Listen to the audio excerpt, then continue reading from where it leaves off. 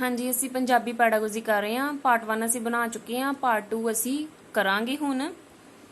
ਇਹਦੇ ਵਿੱਚ ਸਿਰਫ ਉਹੀ ਆਪਾਂ ਡਿਸਕਸ ਕਰਨਾ ਵਾ ਜੋ ਕਿ ਪੇਪਰ ਦੇ ਪੁਆਇੰਟ ਆਫ View ਤੋਂ ਇੰਪੋਰਟੈਂਟ ਆ, ਜੋ ਕਿ ਪੇਪਰ 'ਚ ਬਾਰ-ਬਾਰ ਪੁੱਛਿਆ ਜਾਂਦਾ ਹੈ। ਠੀਕ ਹੈ, ਆਹ ਦੇਖ ਲਓ, ਆਹੀ ਟਰਮ ਆਪਾਂ ਕਰਨੀਆਂ ਵਾ, ਜਿਵੇਂ ਗ੍ਰਾਮੋਫੋਨ ਕੀ ਆ, ਫਿਲਮ ਪ੍ਰੋਜੈਕਟਰ ਕੀ ਆ, ਆਗਮਨ ਨਿਗਮਨ ਵਿਧੀ ਆਪਾਂ ਕਰ ਚੁੱਕੇ ਹਾਂ, ਪਹਿਲੀ ਵੀਡੀਓ 'ਚ ਪਾਰਟ 1 'ਚ ਕੀਤੀ ਹੋਈ ਆ। ਆ ਵੀ ਆਪਾਂ ਕਰ ਚੁੱਕੇ ਹਾਂ ਕਿ ਪੂਰਨਿਅਤ ਲਿਖਣਾ ਕੀ ਹੁੰਦਾ ਹੈ। ਹਾਂਜੀ ਦੇਖੋ, ਭਾਸ਼ਾ ਦੇ ਦੋ ਰੂਪ ਹਨ, ਮੌਖਿਕ ਤੇ ਲਿਖਤੀ। ਠੀਕ ਹੈ, ਭਾਸ਼ਾ ਦੇ ਦੋ ਰੂਪ ਹੁੰਦੇ ਨੇ, ਮੌਖਿਕ ਤੇ ਲਿਖਤੀ। ਮੌਖਿਕ ਉਹ ਹੁੰਦਾ ਜਿਹੜੀ ਬੋਲਚਾਲ ਦੀ ਬੋਲੀ ਹੁੰਦੀ ਹੈ। ਠੀਕ ਹੈ, ਲਿਖਤੀ ਜਿਹੜਾ ਲਿਖਤੀ ਰੂਪ ਵਿੱਚ ਪ੍ਰਾਪਤ ਹੁੰਦਾ ਵਾ। ਹੁਣ ਅਸੀਂ ਦੇਖਾਂਗੇ ਕਿ ਮੌਖਿਕ ਰੂਪ ਤੋਂ ਕੀ ਭਾਵ ਆ। ਮੌਖਿਕ ਰੂਪ ਵਿੱਚ ਉਹ ਹੁੰਦਾ ਜਿਹੜਾ ਸੁਣਨਾ ਤੇ ਬੋਲਣਾ ਸ਼ਾਮਿਲ ਹੁੰਦਾ। ਠੀਕ ਹੈ, ਮੌਖਿਕ ਰੂਪ 'ਚ ਕੀ ਸ਼ਾਮਿਲ ਆ? ਸੁਣਨਾ ਤੇ ਬੋਲਣਾ। ਤੇ ਲਿਖਤੀ ਰੂਪ ਤੋਂ ਕੀ ਭਾਵ ਆ? ਪੜ੍ਹਨਾ ਤੇ ਲਿਖਣਾ। ਅਗਲਾ ਦੇਖੋ, ਦ੍ਰਿਸ਼ਟੀ ਸਰੋਤ ਸਹਾਇਕ ਸਾਧਨ ਕਿਹੜੇ ਨੇ? ਉਹ ਸਾਧਨ ਜੋ ਅਸੀਂ ਦੇਖ ਤੇ ਸੁਣ ਸਕਦੇ ਹਾਂ। ਠੀਕ ਹੈ, ਉਹ ਹੁੰਦੇ ਆ ਦ੍ਰਿਸ਼ਟੀ ਸਰੋਤ ਸਹਾਇਕ ਸਾਧਨ। ਦੇਖੋ ਕੀ ਆਂਦਾ ਇਹਨਾਂ ਵਿੱਚ? ਸਿਨੇਮਾ ਜਾਂ ਚਲਚਿੱਤਰ, ਗ੍ਰਾਮੋਫੋਨ, ਵੀਡੀਓ ਤੇ ਟੀਵੀ, ਲਿੰਗੂਆ ਫੋਨ ਤੇ ਭਾਸ਼ਾ ਪ੍ਰਯੋਗਸ਼ਾਲਾ। ਠੀਕ ਹੈ, ਇਹ ਅਸੀਂ ਦੇਖ ਵੀ ਸਕਦੇ ਹਾਂ ਤੇ ਸੁਣ ਵੀ ਸਕਦੇ ਨੇ। ਹੁਣ ਆਪਾਂ ਇਹਨਾਂ ਨੂੰ ਡਿਫਾਈਨ ਕਰਾਂਗੇ। ਸਿਨੇਮਾ ਜਾਂ ਚਲਚਿੱਤਰ ਕੀ ਹੁੰਦੇ ਨੇ?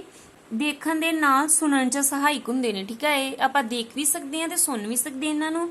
ਦ੍ਰਿਸ਼ ਦੇ ਨਾਲ ਆਵਾਜ਼ ਵੀ ਸੁਣਦੀ ਇਹਦੀ, ਦ੍ਰਿਸ਼ ਦੇ ਨਾਲ ਆਵਾਜ਼ ਵੀ ਸੁਣ ਸਕਦੇ ਹਾਂ ਆਪਾਂ। ਠੀਕ ਹੈ, ਗ੍ਰਾਮੋਫੋਨ ਕੀ ਹੁੰਦਾ ਹੈ? ਬੱਚਿਆਂ ਨੂੰ ਗੀਤਾਂ, ਕਵਿਤਾਵਾਂ ਤੇ ਕਾਵਿ ਟੁਕੜੀਆਂ ਸੁਣਾ ਕੇ ਉਹਨਾਂ ਦਾ ਧਿਆਨ ਸਾਹਿਤ ਵੱਲ ਖਿੱਚਿਆ ਜਾਂਦਾ ਹੈ। ਭਾਸ਼ਣਾਂ ਨੂੰ ਰਿਕਾਰਡ ਕਰਕੇ ਸੁਣਿਆ ਵੀ ਜਾ ਸਕਦਾ ਹੈ। ਠੀਕ ਹੈ, ਇਹ ਇੱਕ ਰਿਕਾਰਡ ਸਿਸਟਮ, ਇਹਨੂੰ ਆਪਾਂ ਰਿਕਾਰਡ ਕਰਕੇ ਸੁਣ ਵੀ ਸਕਦੇ ਹਾਂ। ਇਹਦੇ ਵਿੱਚ ਇੱਕ ਸਿਸਟਮ ਹੁੰਦਾ ਜਿਹਦੇ 'ਚ ਆਪਾਂ ਕੋਈ ਚੀਜ਼ ਰਿਕਾਰਡ ਕਰ ਸਕਦੇ ਹਾਂ, ਫਿਰ ਬੱਚਿਆਂ ਨੂੰ ਸੁਣਾ ਸਕਦੇ ਹਾਂ। ਠੀਕ ਹੈ, ਇਸ ਦੇ ਨਾਲ ਬੱਚਿਆਂ ਦਾ ਧਿਆਨ ਆਪਾਂ ਸਾਹਿਤ ਵੱਲ ਦਿਵਾ ਸਕਦੇ ਨੇ, ਉਹਨਾਂ ਨੂੰ ਕਵਿਤਾਵਾਂ ਸੁਣਾ ਕੇ, ਗੀਤ ਸੁਣਾ ਕੇ, ਕਾਵਿ ਟੁਕੜੀਆਂ ਸੁਣਾ ਕੇ। ਠੀਕ ਹੈ ਜੀ, ਤੁਸੀਂ ਇਹਦੇ 'ਚ ਮੇਨ ਗੱਲ ਇਹ ਯਾਦ ਰੱਖਣੀ ਆ, ਗ੍ਰਾਮੋਫੋਨ ਕੀ ਹੈ? ਇਹਦੇ ਵਿੱਚ ਰਿਕਾਰਡ ਕਰ ਵੀ ਸਕਦੇ ਹਾਂ, ਸੁਣ ਵੀ ਸਕਦੇ ਹਾਂ। ਠੀਕ ਹੈ, ਅੱਗੇ ਆ ਗਿਆ ਲਿੰਗੂਆ ਫੋਨ। ਲਿੰਗੂਆ ਫੋਨ ਜਿਹੜਾ ਵਾ ਗ੍ਰਾਮੋਫੋਨ ਦਾ ਸੁਧਰਿਆ ਰੂਪ ਆ। ਠੀਕ ਹੈ, ਇਹਦੀ ਇੱਕ ਕਿਸਮ ਆ, ਇਹ ਪੇਪਰ 'ਚ ਕੁਐਸਚਨ ਆਇਆ ਹੈ। ਗ੍ਰਾਮੋਫੋਨ ਦੀ ਇੱਕ ਕਿਸਮ ਆ ਲਿੰਗੂਆ ਫੋਨ। ਠੀਕ ਹੈ, ਆਵਾਜ਼ ਰਿਕਾਰਡ ਵੀ ਕਰ ਸਕਦੇ ਆ, ਇਹਦੇ 'ਚ ਵੀ ਆਵਾਜ਼ ਰਿਕਾਰਡ ਹੁੰਦੀ ਹੈ ਤੇ ਸੁਣ ਸਕਦੇ ਆ ਆਪਾਂ। ਅੱਗੇ ਆ ਗਈ ਭਾਸ਼ਾ ਪ੍ਰਯੋਗਸ਼ਾਲਾ। ਭਾਸ਼ਾ ਪ੍ਰਯੋਗਸ਼ਾਲਾ ਦਾ ਮਤਲਬ ਕੀ ਹੁੰਦਾ ਹੈ? ਪਹਿਲੇ ਆਪਾਂ ਦੇਖਾਂਗੇ ਭਾਸ਼ਾ ਪ੍ਰਯੋਗਸ਼ਾਲਾ ਕੀ ਆ। ਤੱਥਾਂ ਦੀ ਖੋਜ ਕਰਕੇ ਨਵਾਂ ਗਿਆਨ ਪ੍ਰਾਪਤ ਕੀਤਾ ਜਾਂਦਾ ਵਾ ਭਾਸ਼ਾ ਪ੍ਰਯੋਗਸ਼ਾਲਾ ਵਿੱਚ। ਠੀਕ ਹੈ, ਤੱਥਾਂ ਦੀ ਖੋਜ ਕਰਕੇ ਨਵਾਂ ਗਿਆਨ ਪ੍ਰਾਪਤ ਕੀਤਾ ਜਾਂਦਾ ਵਾ। ਹੁਣ ਇਹਦਾ ਮਤਲਬ ਕੀ ਆ? ਭਾਸ਼ਾ ਕੌਸ਼ਲਾਂ ਦਾ ਵਿਕਾਸ ਕਰਨਾ ਭਾਸ਼ਾ ਪ੍ਰਯੋਗਸ਼ਾਲਾ ਦਾ ਮੁੱਖ ਮਹੱਤਵ ਆ। ਇਹਦੇ ਵਿੱਚ ਜਿਹੜੀਆਂ ਬਾਹਰ ਵਾਲੀਆਂ ਧੁਨੀਆਂ ਹੁੰਦੀਆਂ ਵਾ ਉਹਨਾਂ ਨੂੰ ਸੀਮਿਤ ਕਰ ਲਿਆ ਜਾਂਦਾ ਵਾ, ਜਿਹੜੀਆਂ ਧੁਨੀਆਂ ਸੁਣਾਈਆਂ ਜਾਣੀਆਂ ਹੁੰਦੀਆਂ ਨਾ ਉਹਨਾਂ ਤੇ ਧਿਆਨ ਕੇਂਦਰਿਤ ਕਰਾਇਆ ਜਾਂਦਾ ਵਾ। ਠੀਕ ਹੈ, ਇਹਦੇ ਨਾਲ ਜਿਹੜੇ ਅੱਖਰ, ਸ਼ਬਦ, ਵਾਕ ਉਹਨਾਂ ਦਾ ਸਹੀ ਉਚਾਰਨ ਸੁਣਿਆ ਜਾ ਸਕਦਾ ਵਾ। ਠੀਕ ਹੈ, ਅਗਲਾ ਵਾ ਅਸ਼ੁੱਧ ਉਚਾਰਨ ਦੇ ਕਾਰਨ। ਅਸ਼ੁੱਧ ਉਚਾਰਨ ਕੀ ਹੁੰਦਾ ਵਾ? ਬੱਚਿਆਂ ਦੀ ਭਾਸ਼ਾ ਕੌਸ਼ਲ ਵਿੱਚ ਕੋਈ ਵਿਗਾੜ, ਉਹ ਗਲਤ ਬੋਲਦੇ ਆ। ਠੀਕ ਹੈ, ਕਿਉਂ ਬੋਲਦੇ ਨੇ, ਕੀ ਕਾਰਨ ਨੇ ਪਿੱਛੇ? ਕਾਰਨ ਦੇਖੋ ਕਿਹੜੇ ਕਿਹੜੇ ਹੋ ਸਕਦੇ ਆ ਅਸ਼ੁੱਧ ਉਚਾਰਨ ਦੇ ਕਾਰਨ। ਨਿੱਜੀ ਕਾਰਨ, ਸਮਾਜਿਕ ਕਾਰਨ, ਵਿਦਿਅਕ ਕਾਰਨ, ਭੂਗੋਲਿਕ ਕਾਰਨ, ਮਨੋਵਿਗਿਆਨਿਕ ਕਾਰਕ ਤੇ ਆਰਥਿਕ ਕਾਰਨ। ਠੀਕ ਹੈ, ਇਹ ਕਾਰਨ ਹੋ ਸਕਦੇ ਆ ਅਸ਼ੁੱਧ ਉਚਾਰਨ ਦੇ। ਨਿੱਜੀ ਕਾਰਨ 'ਚ ਕੀ ਹੋ ਸਕਦਾ ਵਾ ਕਿ ਬੱਚੇ ਦਾ ਕਾਲਾਪਨ, ਕਾਲੀ ਬੱਚਾ ਬੋਲਦਾ ਵਾ, ਉਹਨੇ ਬੋਲਣਾ ਕੁਛ ਹੁੰਦਾ ਵਾ, ਉਹਨੂੰ ਛੋਟ ਫਾਰਮ 'ਚ ਬੋਲ ਦਿੰਦਾ ਵਾ, ਥੋੜਾ ਬੋਲ ਦਿੰਦਾ ਵਾ, ਜਿਵੇਂ ਸੰਖੇਪਤਾ ਦੀ ਪ੍ਰਵਿਰਤੀ। ਕਾਲੀ ਬੋਲਦਾ ਵਾ, ਗਲਤ ਬੋਲ ਦਿੰਦਾ ਤੇ ਸੰਖੇਪ ਛੋਟ ਫਾਰਮ 'ਚ ਬੋਲ ਦਿੰਦਾ ਹੈ। ਠੀਕ ਹੈ, ਨਿੱਜੀ ਕਾਰਨ ਹੋ ਗਏ। ਸਮਾਜਿਕ ਕਾਰਨ ਕੀ ਆ? ਗਲਤ ਬੋਲਦਾ ਤੇ ਬੱਚਾ ਵੀ ਉਦਾਂ ਵੱਲ ਵੇਖ ਕੇ ਹੀ ਗਲਤ ਬੋਲਦਾ ਹੈ। ਵਿਦਿਅਕ ਕਾਰਨ ਕੀ ਹੋ ਸਕਦੇ ਨੇ? ਮੌਖਿਕ ਅਭਿਆਸ ਦੀ ਕਮੀ ਹੋ ਸਕਦੀ ਆ, ਪਾਠ ਪੁਸਤਕਾਂ ਦੀ ਗਲਤ ਛਪਾਈ ਹੋ ਸਕਦੀ ਹੈ। ਠੀਕ ਹੈ, ਭੂਗੋਲਿਕ ਕਾਰਨ ਉਪਬੋਲੀਆਂ ਦਾ ਪ੍ਰਭਾਵ ਹੋ ਸਕਦਾ, ਤਾਂ ਕਰਕੇ ਬੱਚੇ ਦਾ ਅਸ਼ੁੱਧ ਉਚਾਰਨ ਆ। ਮਨੋਵਿਗਿਆਨਿਕ ਕਾਰਨ ਕਿਹੜੇ ਨੇ? ਜਿਵੇਂ ਕਿ ਡਰ ਦੇ ਵਾਤਾਵਰਣ ਵਿੱਚ ਬੱਚਾ ਰਹਿੰਦਾ ਵਾ, ਤਾਂ ਕਰਕੇ ਉਹ ਗਲਤ ਬੋਲਦਾ ਹੈ। ਹੀਨ ਭਾਵਨਾ, ਆਪਣੇ ਆਪ ਨੂੰ ਛੋਟਾ ਸਮਝਦਾ ਹੈ ਬੱਚਾ। ਆਰਥਿਕ ਕਾਰਨ ਕੀ ਹੋ ਸਕਦੇ ਨੇ? ਠੀਕ ਖੁਰਾਕ ਨਾ ਮਿਲਣਾ। ਇਹਨਾਂ ਕਾਰਨਾਂ ਕਰਕੇ ਬੱਚੇ ਦਾ ਉਚਾਰਨ ਗਲਤ ਹੁੰਦਾ ਵਾ, ਕਈ ਵਾਰ ਉਹ ਠੀਕ ਨਹੀਂ ਬੋਲ ਸਕਦਾ। ਇਹਨਾਂ ਨੂੰ ਦੂਰ ਵੀ ਕੀਤਾ ਜਾ ਸਕਦਾ ਹੈ। ਠੀਕ ਹੈ, ਕਈ ਹਾਲਤਾਂ 'ਚ ਪੂਰੀ ਤਰ੍ਹਾਂ ਠੀਕ ਨਹੀਂ ਹੋ ਸਕਦਾ। ਹਾਂਜੀ, ਹੁਣ ਆਪਾਂ ਦੇਖਾਂਗੇ ਪੜ੍ਹਨ ਨੂੰ ਵਾਚਨ ਵੀ ਕਹਿੰਦੇ ਹਨ, ਰੀਡਿੰਗ। ਠੀਕ ਹੈ, ਪੇਪਰ 'ਚ ਪੁੱਛ ਲੈਂਦੇ ਕਿ ਵਾਚਨ ਕੀ ਹੈ, ਬੱਚੇ ਕਨਫਿਊਜ਼ ਹੋ ਜਾਂਦੇ ਆ ਕਿ ਪੜ੍ਹਨ ਕੀ ਹੈ ਤੇ ਵਾਚਨ ਕੀ ਹੈ। ਵਾਚਨ ਨੂੰ ਹੀ ਪੜ੍ਹਨ ਕਹਿਣਾ ਵਾ। ਠੀਕ ਹੈ, ਪੜ੍ਹਨ ਨੂੰ ਵਾਚਨ ਕਹਿੰਦੇ ਹਨ। ਵਾਚਨ ਪ੍ਰਕਿਰਿਆ ਵਿੱਚ ਦੋ ਗੱਲਾਂ ਹੁੰਦੀਆਂ ਹਨ, ਇੱਕ ਵਾਚਨ ਮੁੰਦਰਾ ਤੇ ਇੱਕ ਵਾਚਨ ਸ਼ੈਲੀ। ਠੀਕ ਹੈ, ਦੋ ਚੀਜ਼ਾਂ ਹੁੰਦੀਆਂ, ਦੋ ਪਾਰਟ ਹੈ ਇਹਦੇ, ਵਾਚਨ ਮੁੰਦਰਾ ਤੇ ਵਾਚਨ ਸ਼ੈਲੀ। ਹੁਣ ਅਸੀਂ ਦੇਖਾਂਗੇ ਕਿ ਵਾਚਨ ਮੁੰਦਰਾ ਕੀ ਆ। ਇਸ ਦੇ ਅੰਤਰਗਤ ਪੜ੍ਹਦੇ ਸਮੇਂ ਨੇਤਰ ਤੇ ਹੋਰ ਅੰਗਾਂ ਦਾ ਸੰਚਾਲਨ, ਪੁਸਤਕ ਨੂੰ ਫੜਨ ਦਾ ਸਹੀ ਢੰਗ, ਮੀਨਸ ਕਿ ਆਪਾਂ ਪੁਸਤਕ ਕਿਵੇਂ ਫੜੀ ਆ, ਬੈਠਣ ਦਾ ਢੰਗ ਦਰਸਾਉਂਦਾ ਹੈ ਵਾਚਨ ਮੁੰਦਰਾ। ਇਹ ਸਾਡੇ ਬੈਠਣ ਦਾ ਢੰਗ ਦਰਸਾਉਂਦਾ ਹੈ। ਅੱਗੇ ਆ ਗਿਆ ਵਾਚਨ ਸ਼ੈਲੀ। ਇਸ ਵਿੱਚ ਸ਼ਬਦ ਉਚਾਰਨ, ਅੱਖਰ ਅਭਿਵਿਅਕਤੀ, ਉਚਿਤ ਬਲ, ਭਾਵਾਂ ਅਨੁਸਾਰ ਧੁਨੀਆਂ ਦਾ ਉਤਾਰ ਚੜਾਅ ਆਦਿ ਵੱਲ ਧਿਆਨ ਕੇਂਦਰਿਤ ਕੀਤਾ ਜਾਂਦਾ ਹੈ। ਮੰਨ ਲਓ ਬੱਚਾ ਕਵਿਤਾ ਪੜ੍ਹ ਰਿਹਾ ਹੈ, ਉਹ ਕਵਿਤਾ ਤਾਂ ਹੀ ਵਧੀਆ ਲੱਗੇਗੀ ਜੇ ਉਹਦੇ ਵਿੱਚ ਉਚਿਤ ਠਹਿਰਾਓ ਹੋਏਗਾ, ਸਹੀ ਤਰ੍ਹਾਂ ਬੋਲਿਆ ਜਾਏਗਾ, ਉਹਦੇ ਕੋਲ ਉਚਿਤ ਬਲ ਦਿੱਤਾ ਜਾਏਗਾ, ਉਹਦੀਆਂ ਧੁਨੀਆਂ ਅਨੁਸਾਰ ਹੀ ਉਤਾਰ ਚੜਾਅ ਦਾ ਨੂੰ ਪਤਾ ਲੱਗੇਗਾ, ਠੀਕ ਹੈ, ਤਾਂ ਹੀ ਉਹ ਕਵਿਤਾ ਵਧੀਆ ਲੱਗੇਗੀ। ਜੋ ਫਟਾਫਟ ਕਾਲੀ ਕਾਲੀ ਚ ਸਾਰਾ ਐਸੇ ਵਾਂਗੂ ਪੜ੍ਹੀ ਜਾਏਗਾ ਤੇ ਫਿਰ ਤਾਂ ਪਤਾ ਨਹੀਂ ਲੱਗੇਗਾ ਕਵਿਤਾ ਕੀ ਹੀ, ਠੀਕ ਹੈ। ਇਹ ਆ ਵਾਚਨ ਮੁਦਰਾ ਤੇ ਵਾਚਨ ਸ਼ੈਲੀ। ਹੁਣ ਅਸੀਂ ਦੇਖਾਂਗੇ ਕਿ ਸਮੂਹਿਕ ਪਾਠ ਵਿਧੀ ਕੀ ਆ। ਇਹ ਛੋਟੀਆਂ ਜਮਾਤਾਂ ਵਿੱਚ ਕੀਤੀ ਜਾਂਦੀ ਹੈ, ਬੱਚਿਆਂ ਨੂੰ ਗੀਤ ਕਵਿਤਾ ਪੜ੍ਹਾਉਣ ਲਈ ਵਰਤੀ ਜਾਂਦੀ ਹੈ, ਠੀਕ ਹੈ। ਕੁਐਸਚਨ ਬਣਦਾ ਵਾ ਕਿ ਸਮੂਹਿਕ ਪਾਠ ਵਿਧੀ ਕਿਹੜੀਆਂ ਜਮਾਤਾਂ ਲਈ ਢੁਕਵੀਂ ਹੈ, ਤੁਸੀਂ ਦੱਸੋਗੇ ਵੀ ਛੋਟੀਆਂ ਜਮਾਤਾਂ ਲਈ। ਸਮੂਹਿਕ ਕੀ ਹੁੰਦਾ ਵਾ, ਇੱਕ ਬੱਚਾ ਬੋਲਦਾ ਉਹਦੇ ਪਿੱਛੇ ਸਾਰੇ ਬੱਚੇ ਬੋਲਦੇ ਨੇ, ਠੀਕ ਹੈ। ਹੁਣ ਅਸੀਂ ਕਰਾਂਗੇ ਪੜ੍ਹਾਈ ਦੀਆਂ ਕਿਸਮਾਂ। ਪੜ੍ਹਾਈ ਕਿੰਨੇ ਤਰ੍ਹਾਂ ਦੀ ਹੁੰਦੀ ਆ, ਦੋ ਤਰ੍ਹਾਂ ਦੀ ਹੁੰਦੀ ਆ, ਸੂਖਮ ਪੜ੍ਹਾਈ ਤੇ ਸਥੂਲ ਪੜ੍ਹਾਈ, ਠੀਕ ਹੈ। ਸੂਖਮ ਪੜ੍ਹਾਈ ਵੀ ਅੱਗੋਂ ਦੋ ਤਰ੍ਹਾਂ ਦੀ ਆ, ਉੱਚੀ ਪਾਠ ਤੇ ਮੌਨ ਪਾਠ। ਉੱਚੀ ਪਾਠ ਅੱਗੋਂ ਫਿਰ ਦੋ ਤਰ੍ਹਾਂ, ਵਿਅਕਤੀਗਤ ਵਾਚਨ ਜਾਂ ਸਮੂਹਿਕ ਵਾਚਨ। ਹੁਣ ਅਸੀਂ ਦੇਖਾਂਗੇ ਸੂਖਮ ਪੜ੍ਹਾਈ ਕੀ ਆ। ਸੂਖਮ ਪੜ੍ਹਾਈ ਉਹ ਹੁੰਦੀ ਆ ਜਿਹੜੀ ਕਿ ਤੁਹਾਨੂੰ ਇੱਕ ਨਿਸ਼ਚਿਤ ਸ਼੍ਰੇਣੀ ਵਿੱਚ ਨਿਸ਼ਚਿਤ ਕਿਤਾਬਾਂ ਲੱਗਦੀਆਂ, ਠੀਕ ਹੈ। ਜੇ ਮੰਨ ਲਓ ਤੁਸੀਂ 9th ਕਲਾਸ ਚੋ, ਤੁਸੀਂ ਸਿਰਫ 9th ਕਲਾਸ ਦੀਆਂ ਹੀ ਪੁਸਤਕਾਂ ਪੜ੍ਹਨੀਆਂ ਹੈ, ਠੀਕ ਹੈ। ਇਹ ਕੀ ਆ, ਸੂਖਮ ਪੜ੍ਹਾਈ। ਤੇ ਸਥੂਲ ਪੜ੍ਹਾਈ ਕੀ ਆ, ਆਪਣੀ ਕਲਾਸ ਤੋਂ ਇਲਾਵਾ ਹੋਰ ਕਿਤਾਬਾਂ ਪੜ੍ਹਨੀਆਂ। ਮੰਨ ਲਓ ਤੁਸੀਂ 9th ਕਲਾਸ ਜੋ, ਤੁਸੀਂ ਉਸ ਤੋਂ ਇਲਾਵਾ ਹੋਰ ਰਸਾਲੇ, ਪੁਸਤਕਾਂ, ਕੋਈ ਮੈਗਜ਼ੀਨ ਪੜ੍ਹੋਗੇ, ਉਹ ਕੀ ਹੋਗੀ, ਸਥੂਲ ਪੜ੍ਹਾਈ। ਆਪਣੀ ਸ਼੍ਰੇਣੀ ਲਈ ਨਿਸ਼ਚਿਤ ਪਾਠ ਪੁਸਤਕਾਂ ਤੋਂ ਇਲਾਵਾ ਹੋਰ ਪੁਸਤਕਾਂ ਤੇ ਰਸਾਲਿਆਂ ਨੂੰ ਵੀ ਆਪਣੇ ਗਿਆਨ ਦੇ ਵਾਧੇ ਲਈ ਪੜ੍ਹਨਾ, ਠੀਕ ਹੈ। ਹੋਰ ਪੁਸਤਕਾਂ ਵੀ ਪੜ੍ਹਨੀਆਂ, ਉਹ ਕੀ ਆ, ਸਥੂਲ ਪੜ੍ਹਾਈ। ਸਥੂਲ ਪੜ੍ਹਾਈ ਦੇ ਸਾਧਨ ਕਿਹੜੇ ਨੇ, ਤੁਸੀਂ ਵਾਧੂ ਜੋ ਪੜ੍ਹਦੇ ਹੋ, ਕਿਹੜੇ ਕਿਹੜੇ ਸਾਧਨਾਂ ਤੋਂ ਪੜ੍ਹਦੇ ਹੋ, ਰੇਡੀਓ, ਲਾਇਬ੍ਰੇਰੀ, ਟੀਵੀ, ਅਖਬਾਰ, ਰਸਾਲੇ, ਪੁਸਤਕਾਂ, ਮੈਗਜ਼ੀਨ, ਸੈਰ ਸਪਾਟਾ, ਵਿਦਿਅਕ ਟੂਰ, ਇੰਟਰਨੈਟ ਤੇ ਡਰਾਮੇ, ਠੀਕ ਹੈ। ਇਹਨਾਂ ਤੋਂ ਆਪਾਂ ਆਪਣੇ ਗਿਆਨ ਵਿੱਚ ਵਾਧਾ ਕਰਦੇ ਹਾਂ, ਠੀਕ ਹੈ। ਸੁਲੇਖ ਕੀ ਇੰਪੋਰਟੈਂਟ ਆ, ਸੀਟੈਟ ਦੇ ਪੇਪਰ 'ਚ ਵੀ ਆਇਆ ਸੀ। ਸੁਲੇਖ ਕੀ ਹੈ, ਸੁੰਦਰ ਲਿਖਾਈ ਭਾਵ ਕੇ ਪੜ੍ਹਨ ਯੋਗ, ਢੁਕਵੀਂ ਤੇ ਵਧੀਆ ਲਿਖਾਈ। ਸੁਲੇਖ ਕੀ ਆ, ਸੁੰਦਰ ਲਿਖਾਈ, ਠੀਕ ਹੈ। ਸੁ ਜਮਾ ਲੇਖ ਤੋਂ ਬਣਿਆ ਵਾ, ਭਾਵ ਸੁੰਦਰ ਲੇਖ ਜੋ ਚੰਗੇ ਢੰਗ ਵਿੱਚ ਲਿਖਿਆ ਹੋਵੇ, ਠੀਕ ਹੈ। ਹੁਣ ਅੱਗੇ ਦੇਖੋ ਵਿਸ਼ਲੇਸ਼ਣ ਤੇ ਸੰਸ਼ਲੇਸ਼ਣ ਕੀ ਆ। ਵਿਸ਼ਲੇਸ਼ਣ ਤੋਂ ਸੰਸ਼ਲੇਸ਼ਣ ਵੱਲ। ਵਿਸ਼ਲੇਸ਼ਣ ਕੀ ਹੈ, ਵਿਸ਼ਲੇਸ਼ਣ ਤੋਂ ਭਾਵ ਕਿਸੇ ਪਾਠ ਦੇ ਟੁਕੜੇ ਕਰਕੇ ਉਸ ਨੂੰ ਸਮਝਣਾ।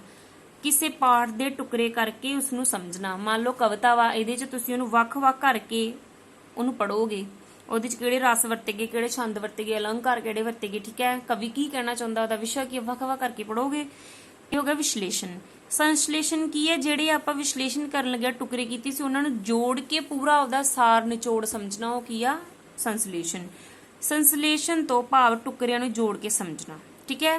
ਦੇਖੋ ਵਿਸ਼ਲੇਸ਼ਣ ਤੋਂ ਭਾਵ ਕਿਸੇ ਪਾਠ ਦੇ ਟੁਕੜੇ ਕਰਕੇ ਉਸ ਨੂੰ ਸਮਝਣਾ, ਸੰਸ਼ਲੇਸ਼ਣ ਤੋਂ ਭਾਵ ਟੁਕੜਿਆਂ ਨੂੰ ਜੋੜ ਕੇ ਸਮਝਣਾ, ਠੀਕ ਹੈ। ਇਹ ਕੀ ਹੈ, ਵਿਸ਼ਲੇਸ਼ਣ ਤੋਂ ਸੰਸ਼ਲੇਸ਼ਣ ਵੱਲ। ਅੱਗੇ ਭਾਸ਼ਾ ਪ੍ਰਯੋਗਸ਼ਾਲਾ ਕਰਾਂਗੇ।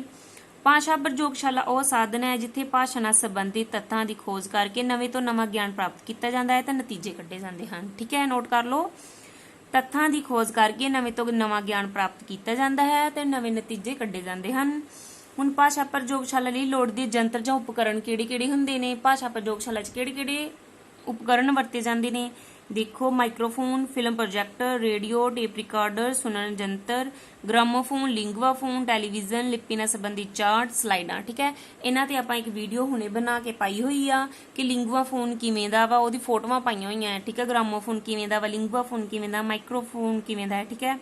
ਟੇਪ ਰਿਕਾਰਡਰ ਕਿਵੇਂ ਦਾ ਹੁੰਦਾ ਹੈ, ਤੁਸੀਂ ਉਹ ਵੇਖ ਲਿਓ। ਇਹ ਕੁਐਸਚਨ ਪੇਪਰ 'ਚ ਵੀ ਆਇਆ ਹੈ। ਆ ਦੇਖੋ, ਪੰਜਾਬੀ ਭਾਸ਼ਾ ਦੀ ਸਿੱਖਿਆ ਦੇ ਸਹਾਇਕ ਸਾਧਨਾਂ ਵਿੱਚ ਲਿੰਗਵਾ ਫੋਨ ਕਿਸ ਦਾ ਸੁਧਰਿਆ ਰੂਪ ਹੈ, ਗ੍ਰਾਮੋਫੋਨ ਦਾ, ਠੀਕ ਹੈ।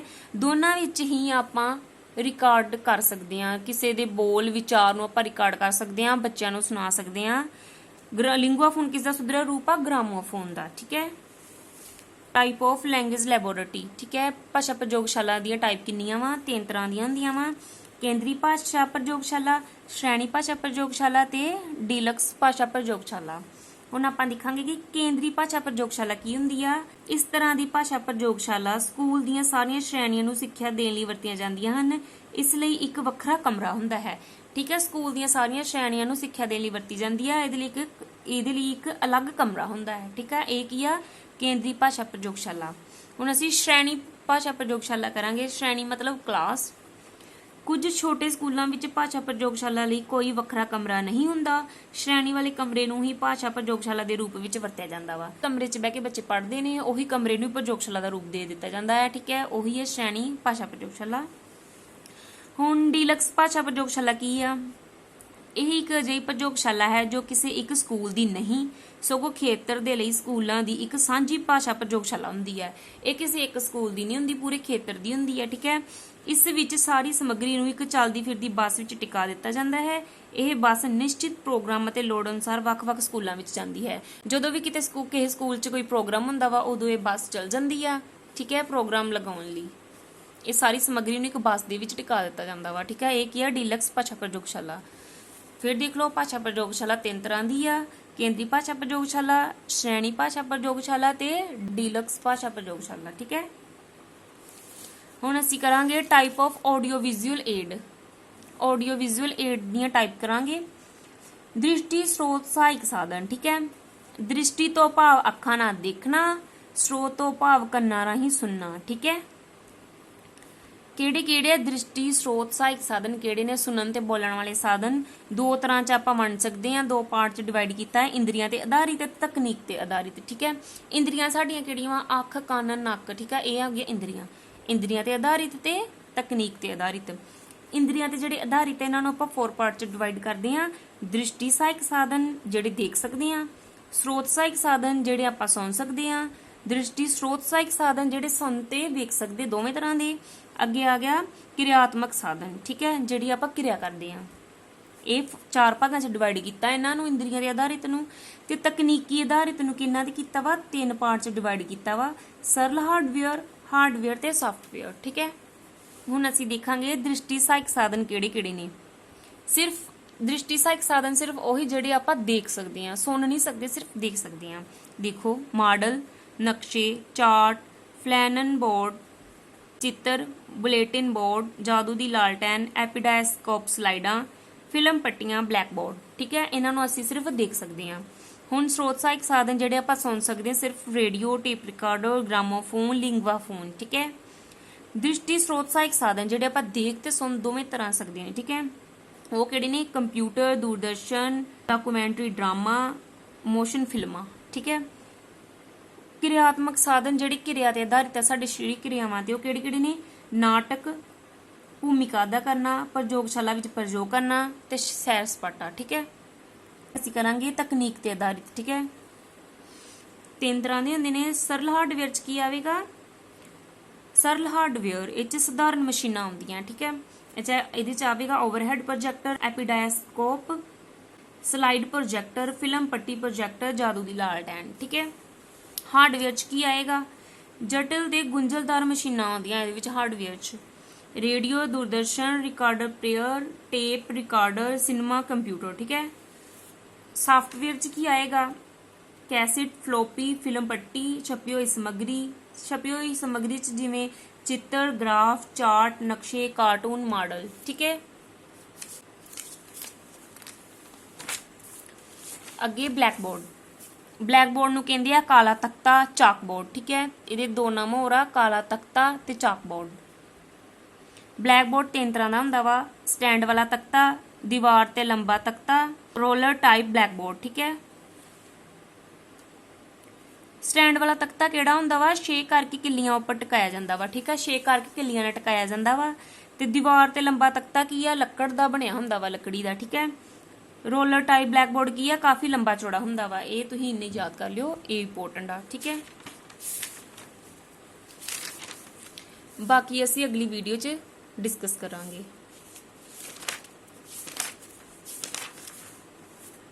ਜੇ ਤੁਹਾਨੂੰ ਸਾਡੀ ਵੀਡੀਓ ਪਸੰਦ ਆਈ, ਇਹਨੂੰ ਲਾਈਕ ਤੇ ਸ਼ੇਅਰ ਜ਼ਰੂਰ ਕਰਿਓ।